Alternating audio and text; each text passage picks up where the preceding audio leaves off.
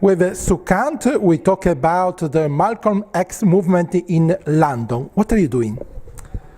What we do, we started, our first public event was in June 2014. There was nearly 200 young, mainly black and Asian, but also white young people in the room discussing different ideologies and experiences of resistance to white supremacy and colonialism and imperialism. It's on YouTube. You can watch it at Strike the Empire Back, sorry, it's on YouTube.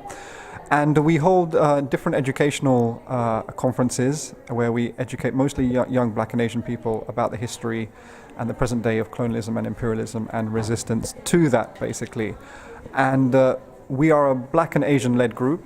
We believe in black and Asian unity on a concept of the global black revolution or anti-imperialism or the global south, different models of unity. We're one of the only few organizations in this country that actually believe and develop in this unity as well. And going forward, we seek to develop a cadre base and a group and a collective whereby we can initiate some concrete community and global campaigns and initiatives. Do you have also Latin people? Yes, absolutely. We consider from South America, I mean. Yes, we don't have so many. Actually, my friend Angelica here is from Colombia, so she's one of our old comrades. So yes, we do. And we consider people from so-called Latin America as part of the global anti-imperialist struggle. Actually, they're leaders in that, especially, for example, Cuba, and more recently with Morales in Korea and others, of the grassroots movements of native and oppressed people right up to the leadership of the state. So we value that, and we seek to definitely develop more unity and work with the diaspora over here. Is it a religious organization, Islamic organization, or secular?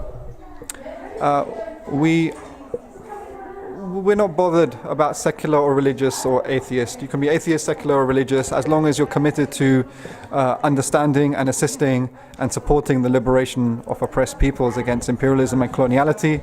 You're welcome. What's the legacy of Malcolm X for the new generation? The legacy of Malcolm X is that Malcolm X was the revolutionary bridge. He was the revolutionary bridge between the struggle against racism in the so-called West and linking that, and actually he said, linking that and being led by the struggle in our homelands. So he said, if Africa is not fighting and free, African people in the West cannot be free. And that is what we believe is the single, probably most important thing of Malcolm X. And there's many important things, but the single most important thing is understanding as oppressed, racialized people in the West, we will only be free if we support our people in the global South. And so through that unity and solidarity and understanding and learning and struggle, we will free entire humanity. But Malcolm X supported a separate black state in the United States? That's a complex issue that we can discuss for many hours, but even Moscow and the revolutionary leader Lenin as well believed in a separate black state for oppressed black people in the southern states of the United States where there are a majority of the population. That being said, it didn't stop Malcolm X from uniting with other people and fighting for justice generally and globally and specifically for the United States with white majority organizations as well and other people as well. So yes, it was one strategy and aim of Malcolm X, as it is with other black revolution in the United States, but it doesn't stop them from employing other strategies as well. Is this plan also for today's Britain to have a separate state? No.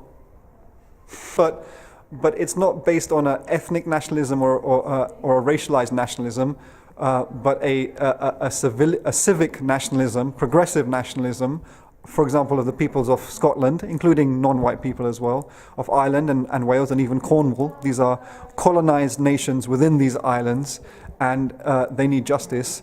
And if England and the people in England are not going to walk with them towards justice at the same time, then they're free to walk towards justice quicker than the English people, and all the best to them, as the Scottish are doing, and as the Irish have been doing for 8 centuries. So you think about a black state in the Britain? No, but an anti-imperialist state to overthrow the current order and to put it in harmony with the rest of the people of the world, particularly the people of the non-Western world. If you want to call it the Black Republic, I'll be happy with that. But it's probably not going to be called that. And it's going to include all the people of this island and the many more people who are coming from the global south over here as so-called migrants or refugees, immigrants, etc.